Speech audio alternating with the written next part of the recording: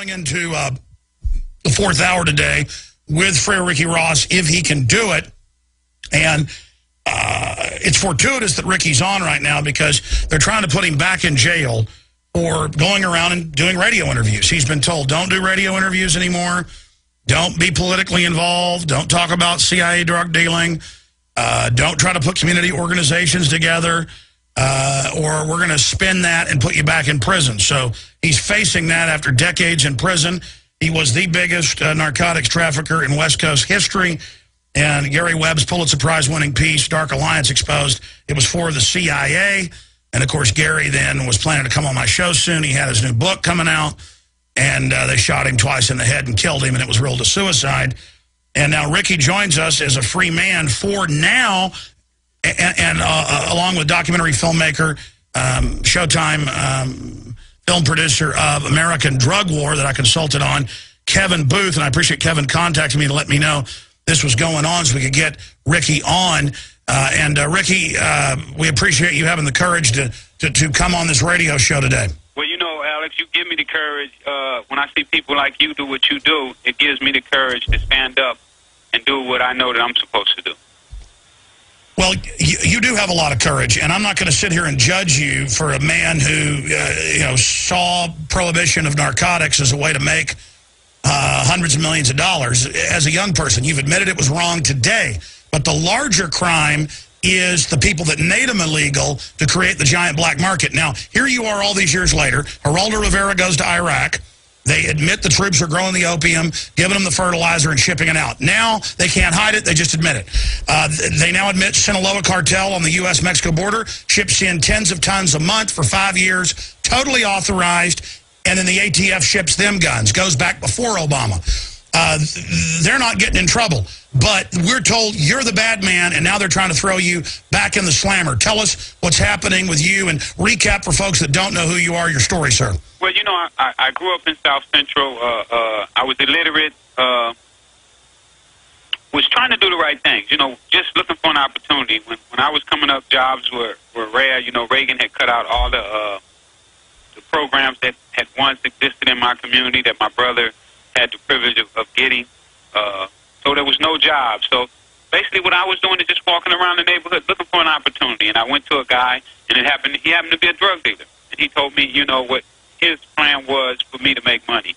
And I bit into it, and next thing you know, I'm making millions and millions of dollars, sometimes $3 million in one day.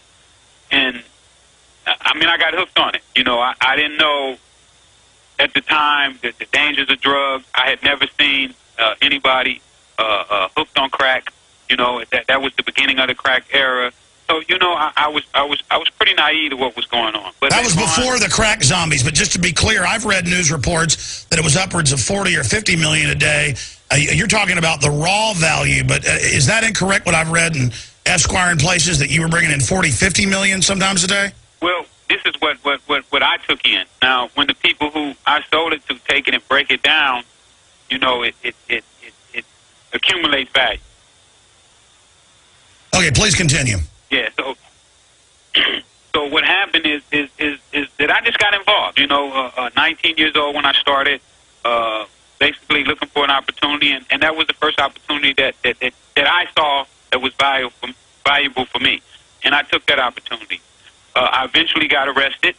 The guy that I was getting my drugs from set me up, called me for a buy. I go to the buy, and it's a setup. I wind up going to prison. I wind up doing a total of 20 years in prison. I had a life sentence. I wasn't supposed to be released out of prison. But I wind up winning my appeal. I got released. Now that I'm out, I learned my lesson of the heels of the drug war, of prohibition. And while I was in custody, you know, we're going to trial. The guy who introduced me to drugs testified against me. And then we found out that he was working for not only the DEA, but also the CIA. So he basically didn't do any time in jail. He got caught with, I think, 10 tons of cocaine or something like that there. I'm not sure the exact numbers, but much larger than mine, because he sold not only to me, but other guys in other parts of the country as well.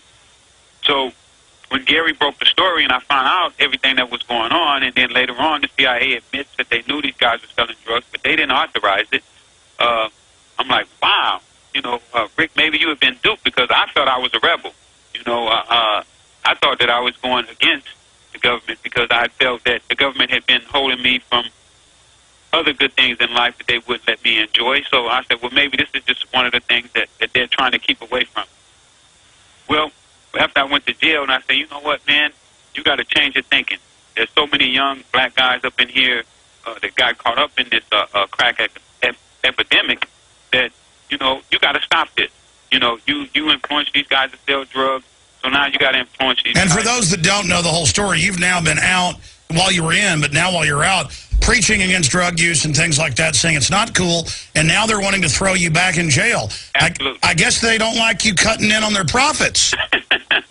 Well, that's what it looks like. That these people, they don't want me talking to kids. One of the things that I'm going to court this week is they saying that the message that I'm preaching is the wrong message. That I'm encouraging kids to sell drugs. When I tell them, you sell drugs, you're going to do 20 years in prison and you may get a life sentence. They say that that's the wrong message. They don't want that message out. So this is his way of silencing me. By putting me That's how they spin it. They say, you're telling kids it's horrible, don't do it, you're killing your people, because I've seen the videos online. Don't ever use them, stay away from it. Believe it from me. Drug dealers shouldn't be your icons. And the government's saying that teaches them to use drugs. Don't do it. No, they want those little black kids and others in there. They want them on the crack. They want them using that globalist drugs that they're shipping in. And so you've got a lot of courage. You could cower to them. I know because I've talked to you, and I've talked to Kevin about this. You could cower, shut up, and they'd leave you alone. But instead, you're coming out and telling folks what they're doing to you. Absolutely, Alex. Because I see what you do. When I was in prison, you tried to come down there and talk to me when I was in prison. They wouldn't allow that. Yes. And when I see guys like you, this doesn't even affect you per se, but you're sticking your neck out. And I'm saying, well, you know what? If he can stick his neck out for me, then I got to stick my neck out for the rest of these kids. But Alex, now, they don't arrest these guys who get on the radio and rap to the kids who've never sold drugs and tell them that they should be selling drugs. That selling drugs is wonderful. Universal puts out, I don't know how many records every day, and it's on the radio over and over again, these kids telling these kids how much money they make in selling drugs and how wonderful the drug business is, and they got this car and they got this many girls, and it makes the drug life seem so wonderful. So when I go out and I tell them that this guy is lying, this guy never sold drugs, this guy's only telling you this to make you buy his records and to follow in his footsteps, and he don't care if you go out and sell drugs and buy his records and buy his clothes and buy the things, you're going to go to prison. He's never going to go to prison. If he was a real drug dealer, he couldn't say that because they would lock him up, just like they would do me. Well, that's powerful. So you are speaking out against drugs, and they're like, kids all over America are listening to Ricky Ross. They're not using our products. We've got the article linked in red along with the video at Infowars.com in the featured news section, targeting the real enemy, Occupy the Federal Reserve. Instead of just demonizing capitalism and all of Wall Street, I'm going to go up to the Fed this Friday, 6 o'clock, and I'm calling on folks to stay there for weeks if need be, rotating in and out to get massive media attention on the private Federal Reserve. Please get that press release and video out to all activists. We need your help, folks. This is key. We're doing it all over the country as well. Now, Ricky Ross, Freeway Ricky Ross, of course, one of the icons, out there of East Coast drug dealing, and his case helped expose the CIA West Coast and the whole CIA crack cocaine epidemic, the congressional hearings, all of it. And freewayrick.com is one of his sites where you can find out how to write the judge, where you can let them know that there's media attention on this. But what powerful information he's talking about. That this is what Prodigy, Mobb Deep, and others have talked about. This is what KRS-One has talked about, has been on the show. When you promote a culture of gang fighting and drug dealing, MTV puts you on. But when you speak out against that, even if you're an icon, they try to shut you up. Now, here's Freeway Ricky Ross coming out with street cred and speaking out against this, and they're trying to throw him back in jail. What can we do to keep you out of jail, sir? Well, I would say if people would contact the judge, if they heard about the things that I've been doing on the street, I got quite a few letters from the school. The kids are telling me that my speak with them was eye-opening and heartfelt, and now they're redirecting their lives. So, you know, when you hear people say that they're refocusing, they're looking at life different, you know, then that's just a wonderful thing to happen. But right now, the best thing that we could do is contact the judge. Hopefully, you know, I've been out of jail almost 3 years now, and haven't committed crime. I've been speaking for police officers. They have a few police officers in L.A. that have a different way of looking at it now, that they're not looking at incarceration the way that they used to, and they saying that it hasn't been working. So they invite me down to speak at some of their seminars and whatnot. So, you know, I've really been, you know, Alex, just educating people and really just talking out against this system. And that's why they want to put you back in jail. What are you facing, 6 months? Yeah, 6 months. I mean, and don't get me wrong, 6 months is no time for me. I did 20 years. I did 6 months in the hole. So, you know, when they say 6 months in jail, it's not a whole lot of time, but I feel that it's time that's going to be wasted. Yeah, but you know they're going to nickel and dime you again. They could do something to you in there. They can keep throwing you back in there over and over again. And listen, I want to talk about this, Fast and Furious. I don't know if you've seen this, but it's been in the El Paso Times, Chicago Tribune, and a few other papers, that in the court documents, the government's come in and said, yeah, it's true. The Sinaloa drug head of U.S. operations, when he got grabbed by the Mexicans and extradited, the U.S. is admitting, okay, he did work for us, we did give him guns, and he is allowed to ship cocaine in by the ton. I mean, they're constantly being caught. The Marines are ordered to grow the opium in Afghanistan along with the Army, and then they got to put you back in jail when you dealt drugs for the CIA? Yeah, that's the size of it. That's absolutely the size of it. And like you said, I think that they're more interested in putting me back because they don't want people to see what I see now and to see things from my eyesight. Well, it was Kevin Booth really worked to help get you out as well. We're going to break her in a moment, but just in a minute, Kevin, what do you make of this? Just business as usual. People have a way to make a living. I mean, I'm working on a sequel to American Drug War right now where, you know, I'm not going to name names or get into it, but I've got people that were actually caught shipping drugs in for cartels, and when they got caught by the U.S. government, got put into shipping the same drugs for the same cartels, but then the Border Patrol agents would bring it across the border. Yeah, they had Border Patrol agents 100 miles in trying to search my vehicle this weekend, and I said, look, you're drug dealers. on video. It's up on the web. I said, you guys deal the drugs. I'm not cutting in on your business. I'm not a cowboy. They just smiled and said, you can go. We'll be right back. Stay with us. Everything we said came true. Everything we've done has been right. Well, like you said, I mean, people are starting to accept them as a legitimate voice. You know, I mean, you've had all these rappers out there saying all these things for years on both sides, that it's both glamorous and not glamorous, and then you've got the other rapper, I'm not going to mention his name, but it sounds familiar, sounds a lot like Ricky Ross's name, that has been putting out platinum records, getting all this attention, and now Ricky just kind of comes out of nowhere, and he's building this huge legitimate following, and people are starting to take him serious, and he doesn't really have like a pony in the race per se, like all these other guys do. He's just kind of telling it how it was. When you got a bunch of pretenders and then the real guy shows up, it's like Ulysses shows up after 20 years being gone and everybody's taking over his house in his name. Yep. Yeah, that's exactly what happened. And you know, I've been fighting hard to get that back because I'm like, you know, how can you write these? Who's writing these songs for you? You know, where you get these stories from? You know, and you was a correctional officer. You worked for the government. And you know they're not going to let me work for the government with my record, with my history, how they think about me. So if they let a guy who comes in and he's worked for the government, you already know that they checked him out thoroughly. And they know exactly what he's done and what he's not going to do. Kevin? I think it's interesting that one of the reasons that Ricky's getting in trouble right now, they're trying to claim, is because Ricky's out there actually working for free. And that they can't accept the fact that, you know, he's like traveling around doing all this stuff and not making any money for it. And that's one of the, isn't that one of the angles that they're using? Yeah, it is. They're wondering how am I able to travel. And what happened, a guy saw what I was doing, and he works for the airline. He just told me he put me on his buddy pass. So, you know, some days I have to sleep in the airport for 2 days, you know, to get on an airplane when a seat opens up. But, you know, for the kids and to get my message out, you know, I'll do that. and he can't understand. Well, Ricky, you know, that's ridiculous. Instead of everybody letting them, you know, take your name and claim big deals and all this, you should just put out a basic DVD with images talking about your history and have somebody sell it. And I guarantee you'd make enough money to live comfortably and be able to travel around and get your message out that way instead of sleeping in airports.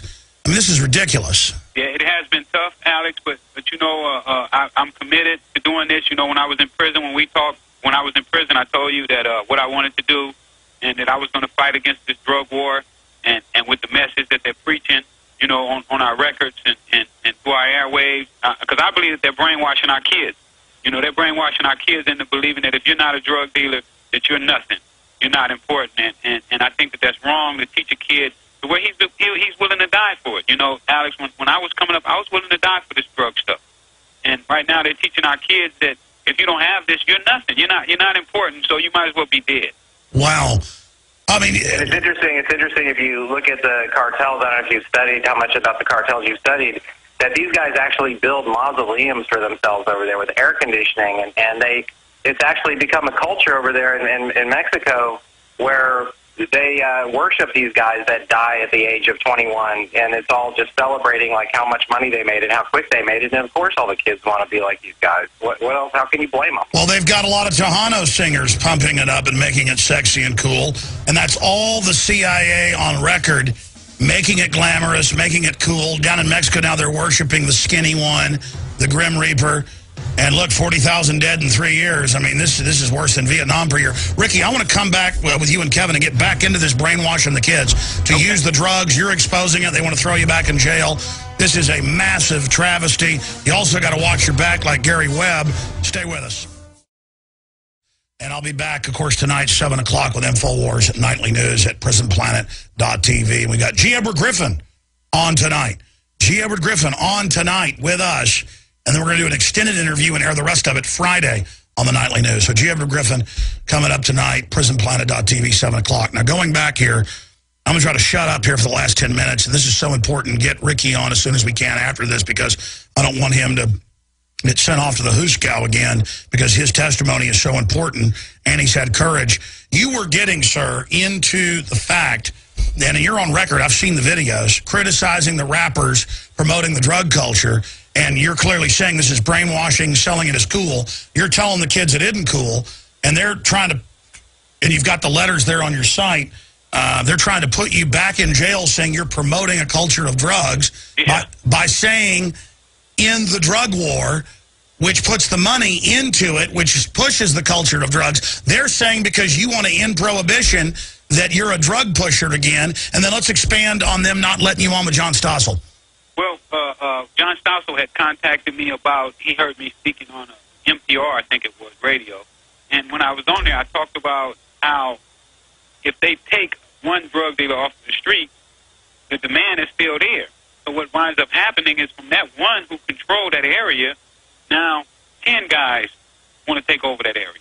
So now these guys are all starting to grow and become as big as this one guy was. So instead of having one guy that was controlling everything, now you got 10 guys that's fighting over this particular area. And it don't matter how many of these guys you take off the streets, somebody's going to come in and want to take that position. So I was telling them that it's like repetitive. And then even when you take this guy off the street, not only that, but the price goes up. You know, when the price goes up, then that makes people who otherwise wouldn't get involved saying, you know what, $100,000, I'm interested. Or, also, it causes more of the addicts to break in and rob liquor stores and steal copper to be able to buy the more expensive product. Exactly. So all that is fueled by prohibition. And I really believe that this is something, because I'm also working on a movie right now with a drug addict. You know, I spoke at one of these drug houses a couple months back, and when I did, one of the drug addicts came up and she started telling me about her story, and it just reminded me of when I used to be selling, and I was inside of these houses where they used all the time, and it hit me and it was so profound. I said, you know what, nobody has told this story from the drug addict's point of view. And she said, I never wanted to be a drug addict. I wanted all the money that the drug dealers was making. But the only thing, I tried my product and got hooked. So when you look at all that, the money And prohibition is definitely one of the main attractions. Now, you're speaking out to get rid of the prohibition that would end all this overnight, so they want to throw you back in jail because they're all part of the same system. Kevin? Well, I was going to say, I think it's very interesting to note that, you know, back during the days of Pablo Escobar, I think, which went up to like 93, 94, something like that, I'm not sure, that as bad as it was, he kind of had like this whole system like under control. And it's kind of interesting to note that as soon as they killed him, that gave birth to this huge onslaught of the Mexican cartels. And so it's like the same old thing, like Ricky was just saying, you know, you cut off a head and 10 more heads grow. Well, you know, now the business has been taken out of even the Colombian pan, where only the Colombians now just, all they're allowed to do is just manufacture it. And now Rick Perry says send U.S. troops to Mexico to fight with the Mexican army. The Mexican army are the biggest drug dealers. They're fighting with the other cartels. This is an unwinnable war because you have poverty and people that can make billions of dollars off of this, and they've got a culture of death being sexy. This isn't going to end. And I think the globalists have pushed this drug war so far, it's now going to consume them, and we're hearing more and more voices in government, including conservatives, saying decriminalize now. Yeah, no, it's turned into a turf war. I mean, at first it was just the money fueling their ability to sell cocaine, but now it's all the money they make from selling cocaine, like fueling their turf war. And it's obvious that, you know, certain cartels, such as the Guzman El Chapo, or however you pronounce that, is totally becoming one with the government. And you know what, too, Alex? You cannot declare war on drugs. This war is a war on the people, plain and simple. There's no way you can fight cocaine. How can you fight cocaine when it doesn't even have any power? Cocaine is powerless. It's the only power that cocaine has is what the people give it. We make it valuable. When you look at a coca leaf, what is a coca leaf? It's no more valuable than the grass that grow out in our yard, but it's the value that we put on it. When we make it valuable, then that's when everything gets crazy.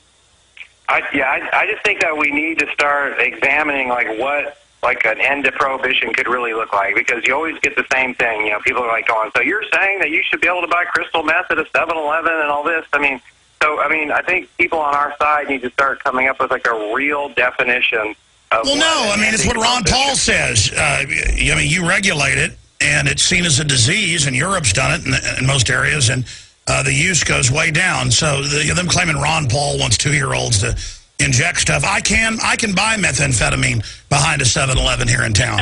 So I mean, I can drive down to East 11th to buy crack cocaine right now if I want to. And the cops, down in L.A. too. It's wide open. I mean, they stand out on the street with it all day long.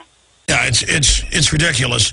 I mean, I've driven through certain areas of town, going to different community events and stuff, and have the crack dealers run up and, hey, let me give it to you. And there's cop cars driving right by, and they're not doing anything about it. Now, I want to expand on this. Kevin, you got cut off by a break earlier. You were bringing up, this has actually come out, that people that would get busted bringing drugs in, and the government would say, we're going to let you go, but now you're going to deliver it through this Border Patrol agent. And our Border Patrol's got a lot of good men and women in it, but let's be honest. A lot of them, especially the supervisors, they're some of the biggest drug dealers in this country, and it's come out that Sinaloa is allowed to ship right through those border checkpoints. They've got them 100 miles into the state, and they flag them and let them come through. And I will not let the Border Patrol, known for drug dealing, search my car looking for their products. I'm sorry. Yeah. Well, I've been in jail with a Border Patrol agent that flagged them through. And somehow they didn't go along with the system, and they throw them in there with us. So absolutely, I've seen that firsthand. Kevin, tell us about your sources. Yeah, no, I mean, well, I'm going to protect my sources right now because I'm working on it. I don't mean tell us who they are. I mean, tell us the information. Well, this guy was like flying shipments for a cartel. He was landing, on the American side of the border. He got caught. He got turned into an informant. And the only thing that changed was where they wanted him to land. So they just started having him land over here. That's all that changed. And then they took it from there, and that was it. And that's how he stayed out of prison. Wow. It's unbelievable, Kevin. Well, you've done so much great work. Yeah, I appreciate you too, Kevin, with all the work you've done for me when I was in prison and the things that you've been doing for me since I've been out, because you really, Kevin has helped me get a job and things that a lot of other guys just getting out of prison didn't have, and I really appreciate that. And you too, Alex. You guys have really supported me. You know, when I got out of prison, I remember you asked me on the air, was I thinking about committing suicide or did I have any suicidal tendencies? So just those things that you guys have done for me have really been helpful. And I still don't plan on committing suicide, Alex. I still love life. If I had to go back and do 6 months, absolutely would not kill me. Okay? Well, that's important to say. Absolutely. I'm going to take the difference between Ricky, I'm going to read, I'm going to study, and when I come out, I'm going to get right back on the same plan. Wonderful, Ricky. What were you saying, Kevin? I was going to say, and the difference between Ricky and the rest of them is that Ricky never got high off his own supply. Absolutely. Now I let's... don't drink alcohol and I don't smoke cigarettes either. No, I've seen the videos of you out there giving speeches. You look super fit for your age. Look. In closing here, people need to stop this travesty of justice. You're out there telling kids not to use drugs, but you're also saying in this failed drug war. It's been great for the banks making the money, but it's been a failure for us, the people. It is a war on our liberties. They put it out there. Then when we pick it up, they put us in jail for it.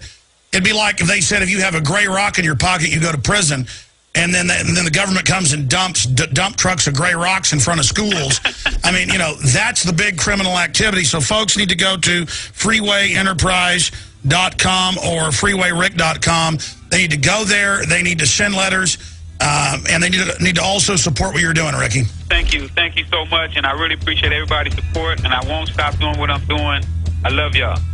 Well, we appreciate your courage as well, even though you've been threatened. Kevin, we appreciate you, my friend. I'll say bye to you guys. I'll see you tonight, 7 o'clock Central, prisonplanet.tvs. All right, retransmission starts now. Visit Infowars.com and prisonplanet.com. When you're on the site, you can also tune in 24 hours a day to my daily radio broadcast. There's also a free iPhone app to listen to the syndicated radio show when and where you want.